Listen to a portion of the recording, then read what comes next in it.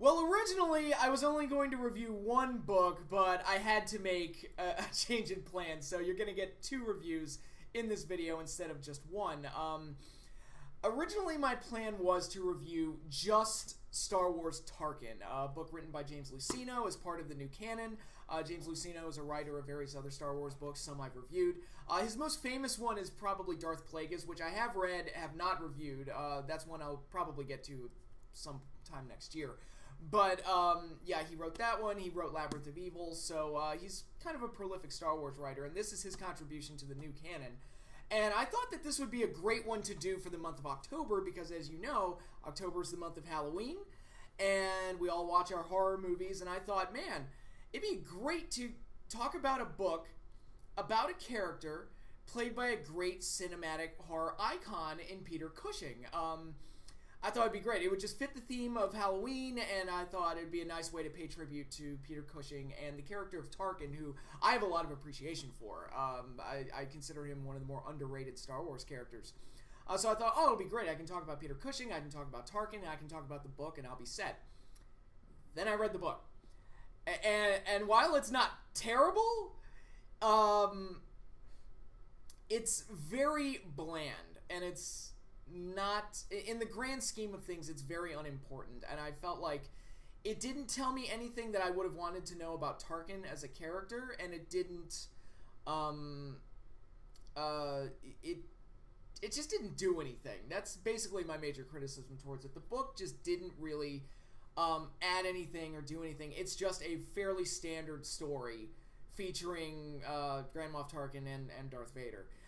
It doesn't really add anything, and I don't feel like I knew Tarkin any better than I did before I started reading the book. And that's unfortunate, but I almost wish the book was terrible, just so I'd have more to talk about, but this is just, this was just empty calories. It was just something I read, and then that was it. It didn't leave me feeling excited or like I just read something amazing, but it didn't upset me either. It was just kind of a thing that I read, and that's not how you want to feel after reading a book. But because that book kind of left me feeling flat, I decided to add in another review just for the sake of it. Actually, a very popular book in the new canon. I know a lot of fans really like this one. I don't own a physical copy of it, but I do own the audiobook that I purchased through Audible, Dark Disciple. This is one of the more popular stories in the new canon, as I've said, and I think a large part of that is because it's actually not a novel per se. It's actually 8 discarded scripts from the Star Wars Clone Wars TV show written by Katie Lucas, who wrote several episodes for Clone Wars. Now, honestly, Katie Lucas is George Lucas's daughter, and I thought the episodes she wrote were terrific. I thought she was one of the better writers on the show. I don't know what happened, where she got this level of creativity, but I thought she handled the stories she wrote on the show were very good. I know she wrote Darth Maul's return episode, and she wrote a lot of episodes dealing with Asajj Ventress, who is heavily featured in Dark Disciple, so it feels appropriate. But the book very much feels like something that would have come from the show and does feel like a nice continuation of the events of Clone Wars. So for those of us that were kind of wanting a last season to kind of wrap everything up, I felt like this book kind of fills that void a little bit, and I did enjoy it, so I'm going to have fun talking about it a little bit. But let's get started with Tarkin, and I've already talked a little bit about this, but I feel that Grand Moff Tarkin is one of the most underappreciated characters in Star Wars. I love Tarkin.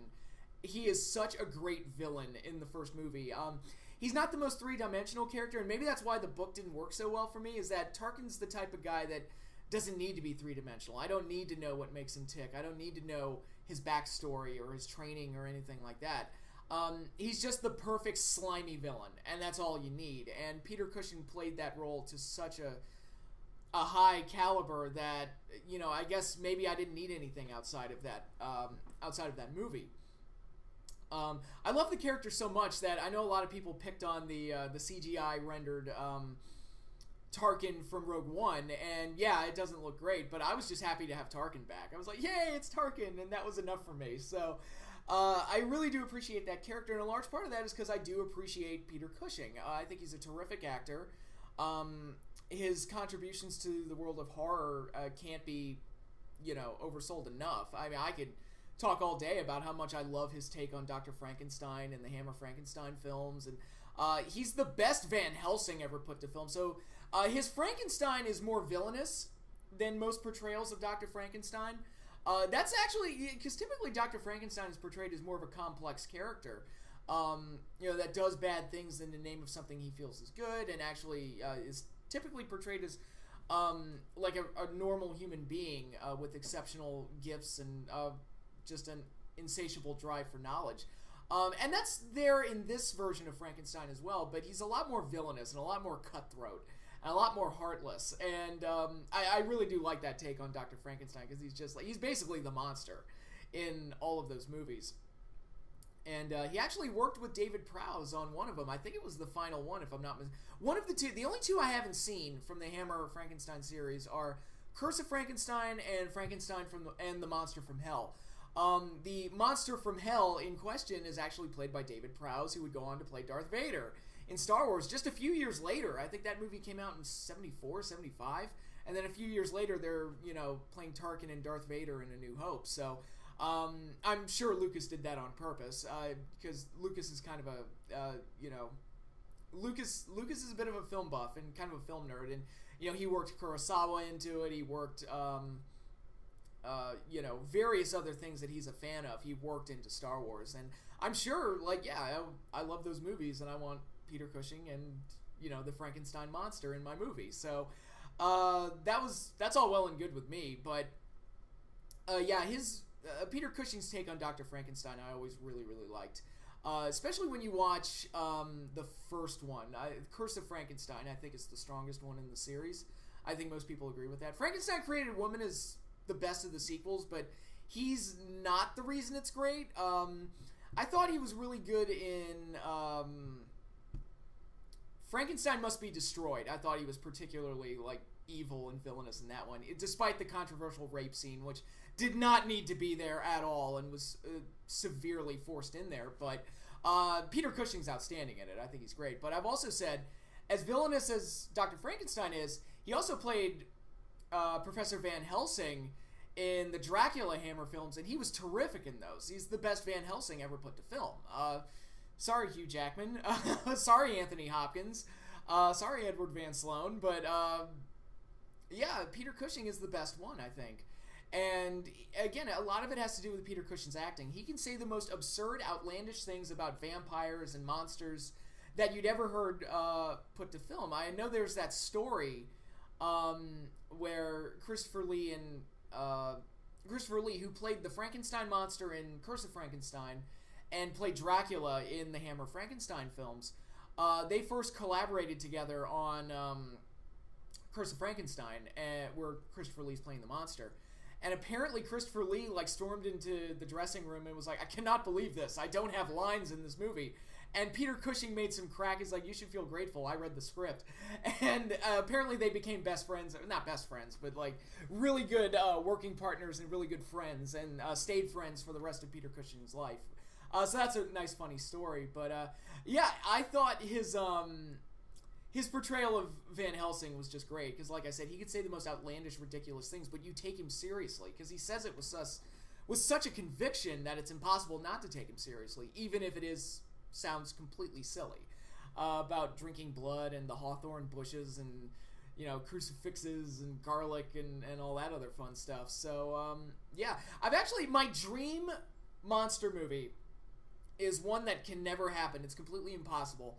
But my dream monster movie would be a Hammer Studios film from the 60s, Dracula versus Frankenstein. We get Christopher Lee as Count Dracula and Peter Cushing as both Dr. Frankenstein and the person revealed to be Dr. Frankenstein's twin brother, Abraham Van Helsing. And it's a nutty idea, but it's great. And Peter Cushing plays both Van Helsing and Dr. Frankenstein. I was like, that would be, if they pulled it off, it would have been so much fun. But unfortunately, it never happened, and it can happen now. But because I wouldn't want to do that movie unless it was Peter Cushing and Christopher Lee playing the roles. But Yeah, I have a lot of respect for Peter Cushing as an actor. If you're a fan of the horror genre, he's kind of like royalty. And because of that, and actually it was because of my love of Star Wars that I found out about Peter Cushing and his other work. And that happened a lot with some of the actors, like Alec Guinness. I've heard that Alec Guinness wasn't particularly thrilled about being known for Star Wars and didn't like it. That was towards the end of his life. That was kind of the only thing he was known for. And it's like, yeah, but I would argue, if I ever had a chance to speak to Alec Guinness, I would say because of Star Wars, I found your other work. Bridge on the River Kwai, I think is amazing. Great film. It's probably Alec Guinness's best work. And I found that movie because of Star Wars. He's in Lawrence of Arabia. He's in Oliver Twist. He was a very accomplished actor with a long and illustrious career long before he came to Star Wars and played Obi-Wan Kenobi. But that was kind of my thing with Star Wars. Because I was such a fan of Star Wars at a very young age that I decided to kind of look and see what these actors are doing. Like, what else did they do that I don't know about? And in some cases, I discovered some very good stuff, and Peter Cushing was definitely one of those, because I am a big monster movie fan. So to find out that Grand Moff Tarkin was in a series of Frankenstein and Dracula movies that are in color with blood, I was stoked. I was like, okay, give me more. This is great. And so I do have a lot of admiration for Peter Cushing. He brought a lot to the character of Grand Moff Tarkin. Again, somebody that's really just a one-note villain. He's just there to be the smarmy, jerk-face, douchebag bad guy. And that's the authoritarian asshole. That's all he's there to be. And to that end, I think he succeeds beautifully. He's just so great in that. And I wouldn't have minded if he had survived the first movie and kept coming back. But yeah, he's so great in it that when I found out that this book existed, I wanted to read it. Because it's like, I love Tarkin, I love Peter Cushing. I want to see how this book is written. Basically, the book is about a mission that Tarkin is on. He's not a Grand Moff yet, but he's on a mission to uncover a conspiracy within the Empire, as there was an attack on an Empire base. And him, along with Darth Vader, are tasked by the Emperor to uncover the conspiracy and find out who's doing it. And along the way, Tarkin loses his personal ship, which gives him some personal motivation into it. And along the course of the story, we get flashbacks to Tarkin's training and his upbringing and various other things. So you get that element as well. Again, it doesn't sound bad. It's just, I feel like the flashbacks don't tell us anything that interesting about his training. We know that he's a ruthless person. I don't need to know that he became a ruthless person or how he became a ruthless person. This mission with Darth Vader to uncover some kind of conspiracy within the Empire. That's all well and good, but they don't really do anything with it. I guess the biggest contribution that the story has is like showing how the Vader-Tarkin partnership came to be, which again is not something that needed to be explained. And the book ends with basically Vader and Tarkin are successful, and Tarkin is given the promotion to Grand Moff and is put in charge of the Death Star, which enter Rogue One.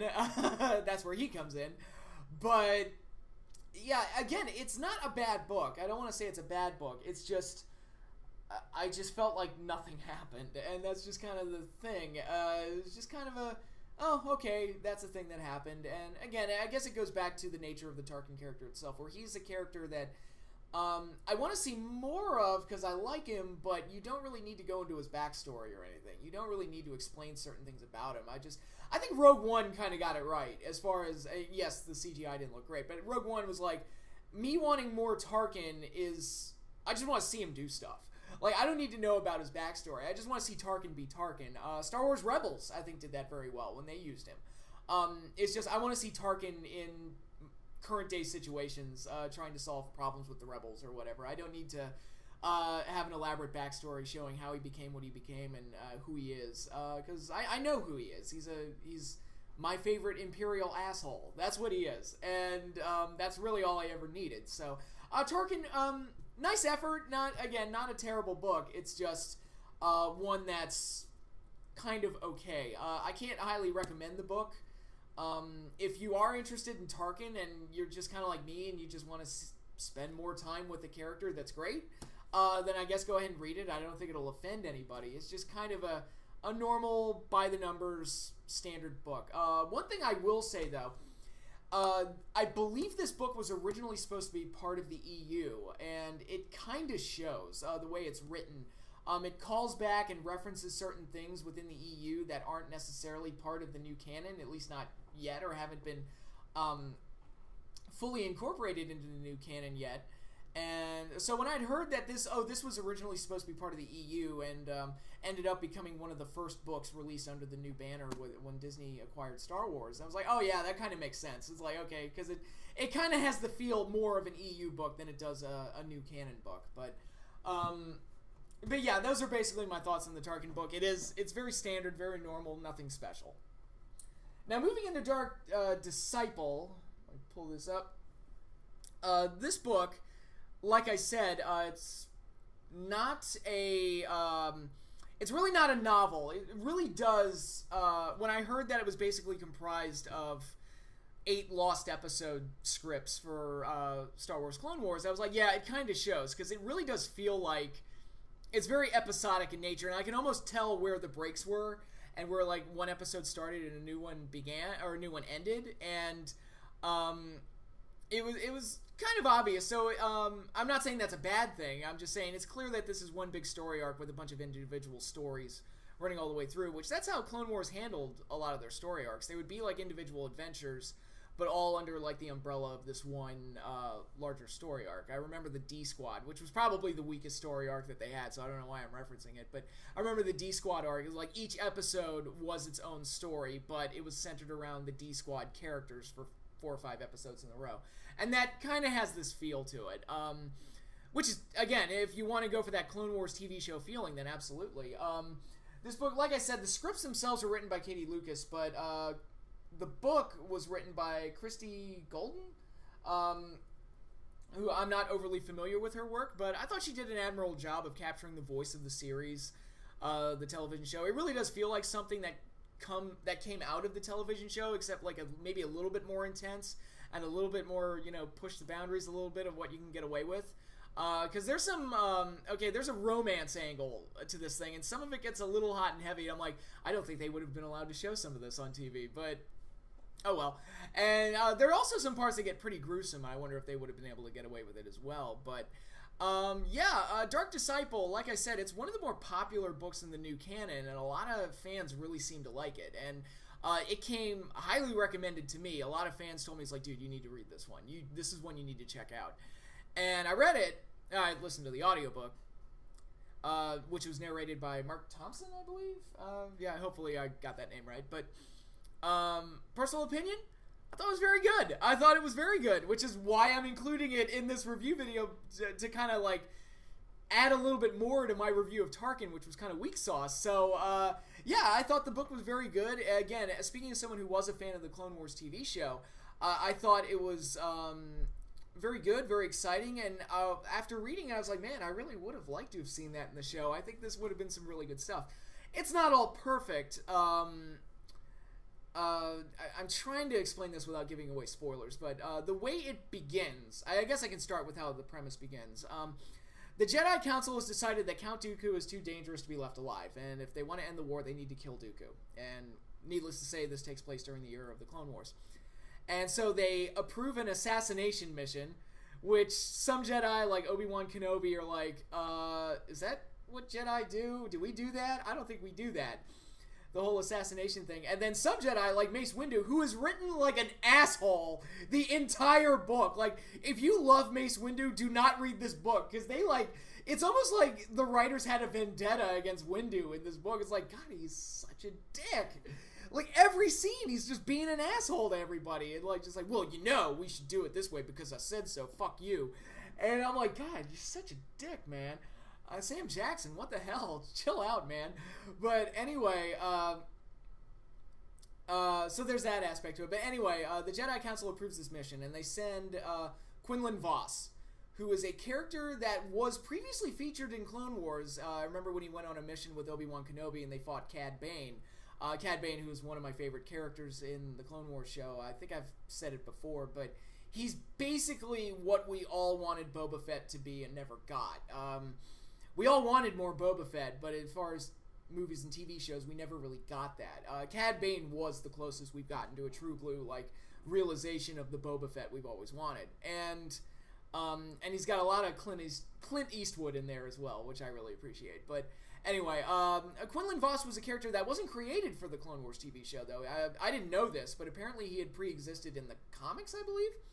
And he was a much darker character, and apparently some fans were upset with his portrayal in the Clone Wars TV show, because he's kind of like the spunky sidekick. He's like, yeah, let's do this. And he's like the young, brash adventurer, which is not what he was in his earlier incarnations.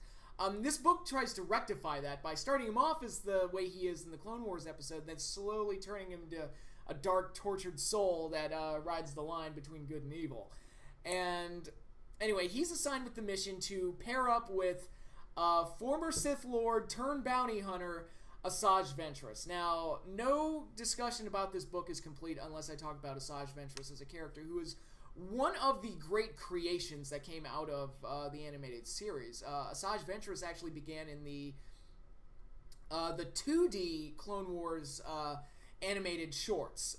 She was basically, in those shorts, she was a dark assassin assigned to kill Anakin Skywalker. They get into a lightsaber fight, Anakin wins. I joked at the time that she was basically girl Darth Maul. There really wasn't a whole lot to her character other than that. But to that end, she was fine. It's like, all right, they just need a bad guy to fight Anakin and foreshadow that he's going to go to the dark side, as if we don't know that's going to happen. But she did have one of the best shorts out of that original cycle, where she's pulling away clone troopers and killing them like horror movie style. So that was actually pretty cool. But other than that, the character didn't leave much of an impression on me. Then you get to the 3D series. They bring her back as one of the high-ranking officials in the Separatist Army, and she's one of the big bads in the early episodes. And she's great. She's sadistic. She's flirty. She's very competent, very deadly. Has great interactions with Obi-Wan Kenobi whenever they fight each other, and which led to a lot of shippers wanting Asajj Ventress and Obi-Wan Kenobi to hook up, which, fine, whatever. But anyway, her character evolved over the course of the series to where Count Dooku turned on her for her failures and basically booted her out and tried to have her killed. And through a series of events, she ended up partnering up with Savage Opress. When that went south, then she went on and became a bounty hunter and became more of an anti-hero. And from there, she actually got partnered up with Obi-Wan Kenobi at one point for Darth Maul's return, when it became Darth Maul and Savage Opress, and they captured Obi-Wan Kenobi for Darth Maul to finally get his revenge on him. Asajj Ventress was actually the one that saved the day and saved Obi-Wan Kenobi, and they teamed up in one of the better moments in the series. And she also went on to help Ahsoka Tano during one of her big missions. So she became a great, fully realized character. I'm sure the genocide of her people, which to get revenge on her, Count Dooku basically wiped out the Dathomir Night Sister clan, one of the darkest episodes of the Clone Wars TV show. And I love the evolution of Asajj Ventress from start to finish. She actually felt like a fully realized, fully developed character with an arc from start to finish. Unfortunately, we didn't get a closing chapter on her. Her story threads were kind of left hanging loose. And unfortunately, Clone Wars was ended, and we didn't get much of a continuation of her. And I wondered, I wonder what happened to her. And I had all these ideas, wouldn't it be cool if they did a good, the bad, and the ugly thing with the bounty hunters, do Boba Fett, Cad Bane, and Asajj Ventress, and do something like that, just set during the era of closer to A New Hope. But Ventress and Cad Bane would be old by this point, but that was an idea I always had. Let's do that with them. I'd be so down for that. And I've always said if they wanted, because I keep hearing rumblings that they want to do a Boba Fett movie. I'm like, space western. That's all you need. Just fucking fistful of dollars, man. Just make that and just put in starships and laser rifles. You're fine. Just make a fucking spaghetti western in space. It's a Boba Fett movie to me would be. It's the easiest to fuck up, but it's actually the easiest one to do if you have the vision right. And I think that's the way to go with Boba Fett. But sidebar, whatever, I'm going on a tangent. So I love the Asajj Ventress character, and I heard about this book and how it focused on Asajj. I was like, okay, I'm down. Maybe I'll finally get that like closure to her character that the show didn't give us, unfortunately. And yeah, it's great to be back with her. The partnership with Quinlan Vos is one that, as I alluded to earlier, turns romantic as expected. But you know, Quinlan is tempted into darkness as she tries to train him in the dark side, and she's like, "Look, you gotta be able to use the dark side to be able to beat Dooku. I'll teach you how to use it in a way where you don't lose your soul in the process, but yada yada yada. You gotta learn how to use the dark side." She tempts him and everything, and of course Jedi aren't supposed to fall in love, and he does, and they make out like horny fucking sea otters. But anyway, all that stuff is actually handled really, really well, and I actually liked the relationship and the partnership between the two. And that gave the story, even though, like I said, it does feel very episodic, and you can tell where the breaks are, it does, that gives it a nice emotional core from start to finish. And I think the journey between Quinlan Vos and Asajj Ventress throughout the entire story is enough to give it, give the story focus and giving it, like I said, an emotional core. And very enjoyable all around, and everything. I don't want to give too much away about the story, but like I said, it does feel like 8 different stories all kind of tied together. It goes into how they meet, then Quinlan's training in the dark side, then it goes into the assassination attempt on Dooku, which, again, spoiler, it ultimately fails. Duh. And then it goes into what happens after that, a mission to save Quinlan, because Quinlan gets kidnapped, and Asajj has to team up with Obi-Wan and a group of bounty hunters, including Boba Fett, which was also very cool to see, him included, to go save Quinlan, and then a couple of events that happen after that I don't want to get into without giving away spoilers. But yeah, like I said, very enjoyable stuff all around. My only problems with the book, it's funny that Katie Lucas wrote this, because I had a similar issue with the Darth Maul episode where Darth Maul comes back. I think that episode is terrific. I think it's great. And I guess it wasn't the specific episode per se. It was something that they were going to do anyway. But the way Darth Maul comes back, the initial setup of it is very like ludicrous. And it's like, but once you get past that, everything, it's all peaches and cream. It's all great. And here it's kind of a similar thing where Quinlan is tasked by the Jedi to trick Asajj Ventress, so he has to take on a disguise and an alias and trick her into helping him out on this mission. So they have to become bounty hunters and become a team and help each other out first. And I'm like, Asajj has already worked with Ahsoka Tano and Obi-Wan Kenobi. Do they really need to trick her? Can't they just explain the situation to her at this point? Hey, look, we're going to kill Count Dooku, and we kind of want you to help us out with it. Can you do that? You know, so I felt like him having to lie to her initially was completely unnecessary, and there was no reason to really do it. But once you get past that, it's mostly peaches and cream. I also had a slight issue with the end of the story. Quinlan, after serious events, shall we say, is welcomed back into the Jedi Order. And again, I'm trying not to give away spoilers here. The way everything played out, you know, I felt like Quinlan did some stuff that should have gotten him expelled from the Jedi Order, and like he should not have been allowed to come back. And I'm not just talking he had an affair with Asajj Ventress. I'm not talking he was assigned to assassinate somebody when the Jedi Council told him to do it. It's like he did some really bad things, like really, really bad things. Okay, you know what? Fuck it. A Jedi, 2 Jedi were killed because of him. He should not be allowed to come back. But the story ends, he's allowed to come back into the Jedi Order under Obi-Wan Kenobi's watchful eye.